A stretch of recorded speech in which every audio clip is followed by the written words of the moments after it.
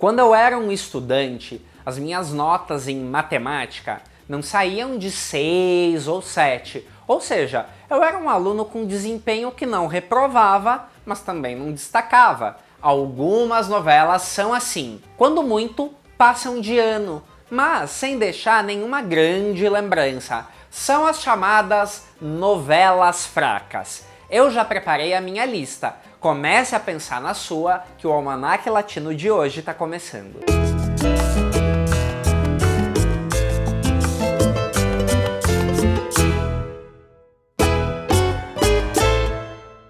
Olá, meu nome é Thiago Fernandes e esse é o Almanaque Latino, o canal onde novela mexicana é levada a sério. Se você quiser passar de ano, é importante que você se inscreva no nosso canal, deixe seu like e seu comentário.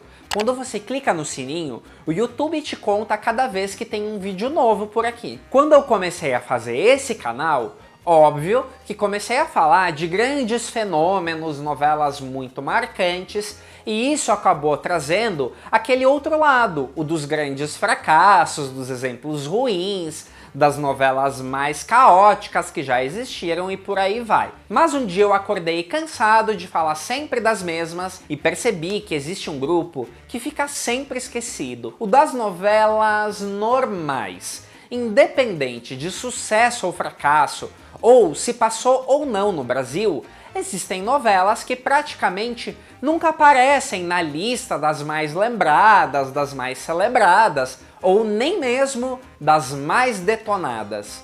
Claro que é importante deixar claro que isso é uma lista pessoal, e desde já adianto que eu tô mega curioso para entender o seu gosto. A pergunta é a seguinte: que novela que você assiste, acha ok, mas quando acaba na semana seguinte, ela já parece meio esquecida? Em 1999, após o estrondoso sucesso que foi A Usurpadora, a estrela Gabriela Spanik virou exclusiva da Televisa para mais alguns projetos. E geralmente, depois de um êxito desse tamanho, realmente é difícil você encontrar um projeto que impacte da mesma maneira. E fica ainda mais complicado quando você é designado para protagonizar uma novela como Por Teu Amor, produzida em 99 e protagonizada também pelo ator Saul Lisasso. A premissa da novela é baseada numa história original de Caridad Bravo Adams, muito clássica, mas interessante. Uma mulher de forte caráter abre mão do seu grande amor em benefício da irmã mais jovem. Mas a adaptação da escritora Gabriela Ortigosa cometeu um erro que, na minha opinião, prejudicou muito a história. Encheu a novela de núcleos e personagens que nada tinham a ver com isso. Desse jeito, o romance turbulento entre a Maria do Céu e o empresário Marco Duran, que era justamente Saul Lisasso, fazendo aquilo que ele faz de melhor, que era ser o maduro sedutor, por um bom tempo parecia diluído demais no meio de tanta gente. Por Teu Amor foi uma novela ruim? Não, mas quando eu penso na novela, me vem muito à mente aquela história da Maria Fernanda, que era a personagem da atriz Lourdes Reis, que sempre usava a roupa amarela e ficava grávida de um canalha. Aquilo tomava o chamado tempo de tela da história principal. Também existia a figura da Mayra Ribeiro, personagem da atriz Lourdes Munguia, que havia fugido do marido abusivo e anos depois tentava se reaproximar dos filhos. Tá vendo como são coisas que não tem nada a ver com aquela premissa da Caridad Bravo Adams? Claro que quando um remake acontece muitos anos depois, os adaptadores tendem a incrementar a sinopse com outras tramas, porque o argumento que eles tinham já não rende uma novela completa. Mas o erro foi privilegiar demais as subtramas.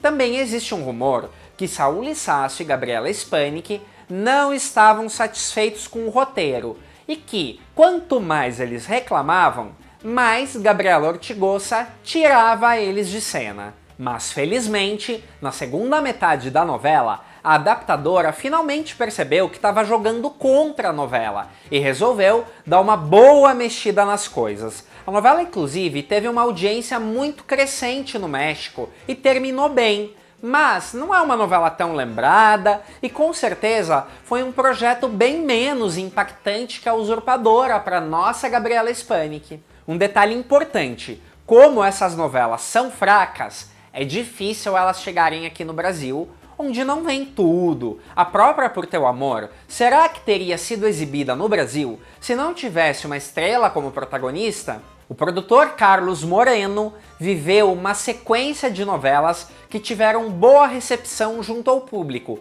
como En Nombre del Amor e Quando Me Apaixono, em parceria com as escritoras Marta Carrillo e Cristina Garcia. Essa última exemplifica bem o estilo tanto do produtor quanto das autoras. Pegar uma novela original de sucesso e encher com tantas novidades a ponto do remake ter algum frescor. Mas o sucesso não se repetiu com Quiero Amarte, protagonizada por Carime Lozano e Cristian de la Fuente em 2013. É bem verdade que a audiência da novela não foi um completo desastre, mas o que pega foi justamente o fato de terem usado uma trama original e desvirtuado completamente o seu estilo. Quiero Amarte é baseada numa novela chamada Império de Cristal, que inclusive foi exibida no Brasil pela CNT em 1997, e falava sobre as disputas e trapaças de milionários pelo controle das empresas da família, com personagens interessantes e perfis bem trabalhados. Na adaptação de 2013, a novela virou uma surrada história de amor com inúmeros casais num vai e vem sem fim. Uma a mais, uma entre tantas. Importante dizer que, embora Império de Cristal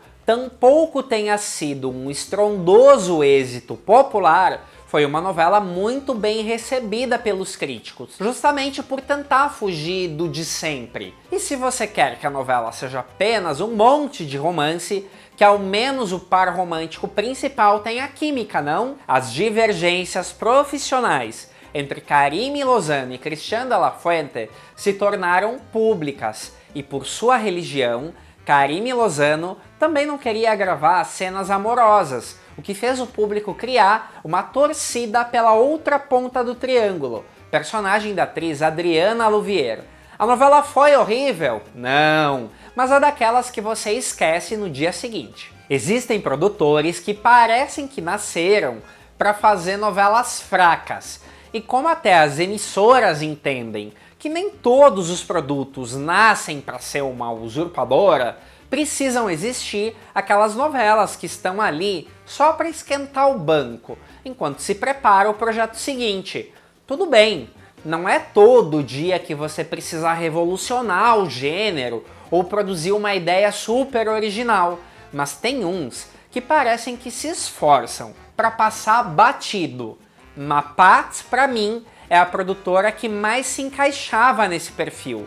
Das 13 novelas que ela assinou como produtora executiva para a Televisa, salvo Luz Clarita, que foi um grande sucesso internacional, e Piel de Otoño, que eu considero muito boa, quase toda a filmografia dela parece do montão. Seu último trabalho na TV traduz bem isso. Tenías que ser tu, produzida em 2018 e protagonizada por Ariadne Dias e Andrés Palacios. Quem já assistiu sabe que a novela é uma autêntica água com açúcar, mas nesse caso parece muito mais água do que açúcar nessa receita. O problema é que a história original, na qual Tenías que ser tu tá baseada, é uma novela infantil chilena chamada Âmbar, e no México esse argumento foi transformado numa novela para adultos. Ou seja, se você assiste Tenías que ser tu, talvez não fique tão evidente porque ela é fraca. Mas é aquilo, a novela é boba demais para ser uma novela adulta e a adaptação transformou em adulta demais para ser infantil. Conclusão? Fraca. Uma novela recém-finalizada no México é uma das novidades na estante das novelas esquecíveis. SOS Me Estoy Enamorando, estrelada por Daniel Arenas e Irã Castillo. Como acabou faz pouco Te Dou a Vida no Brasil, tá bem fresco na cabeça do público o estilo da produtora Lucero Soares, já que esse foi o seu trabalho posterior a esse sucesso protagonizado pelo José Ron.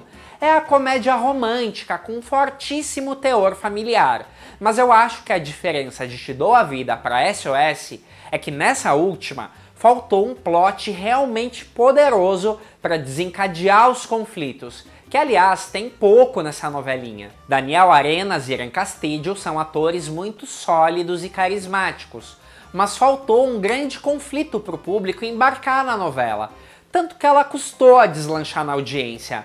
Acabou sendo mais interessante acompanhar a vida dupla do personagem Leopoldo, interpretado pelo César Évora, que tinha 2 casas, 2 famílias, e obviamente acaba sendo uma história mais sedutora, que um romance sem graça, que nem tem um grande obstáculo para atrapalhar. E para finalizar, vou colocar aqui na lista outra novela que foi exibida no Brasil, e que sim chegou a ser um fracasso de audiência, mas eu coloquei aqui na lista das fracas por 2 razões.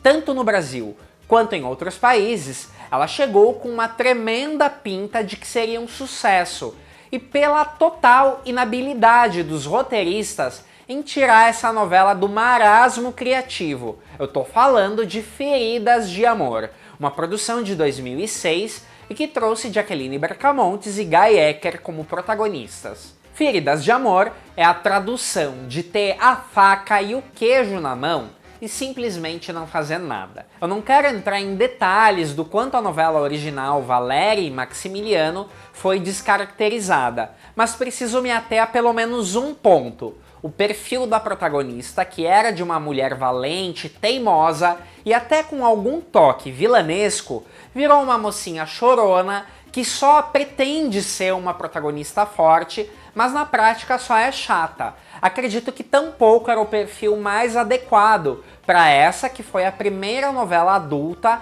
da atriz Jaqueline Bracamontes como protagonista. A novela também tenta emular um pouco um clima de vingança, que nunca concretiza. Alessandro, personagem do brasileiro Guy Ecker, faz efetivamente o quê contra a família Sanlorente, responsável pela morte do pai dele? E a vilã Berta, que promete que vai ser a grande vilã da novela, virou uma personagem totalmente confusa, com uma motivação incoerente e umas atitudes meio sem sentido. Apesar de eu achar que Jaqueline Bracamontes e Guy Ecker sim, tinham muita química como casal central, a própria história romântica parece logo deixada de lado quando entra o assunto da ruína financeira da família e a novela vira uma conspiração empresarial que parece que foi cansando o público. Mas apesar dos pesares, sabe o que é pior? Feridas de Amor não chega a ser inassistível,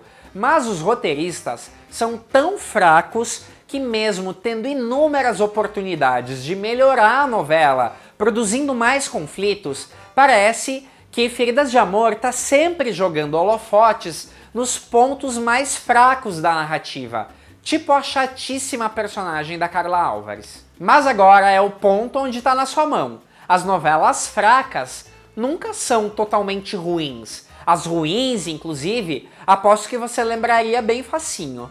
Mas e as esquecidas? Será que você consegue montar uma lista das novelas que você gostou, mas não se apaixonou? Se essa lista fosse o Big Brother, essas novelas provavelmente seriam as plantas. Deixe seu like, seu comentário e até o próximo Almanac Latino.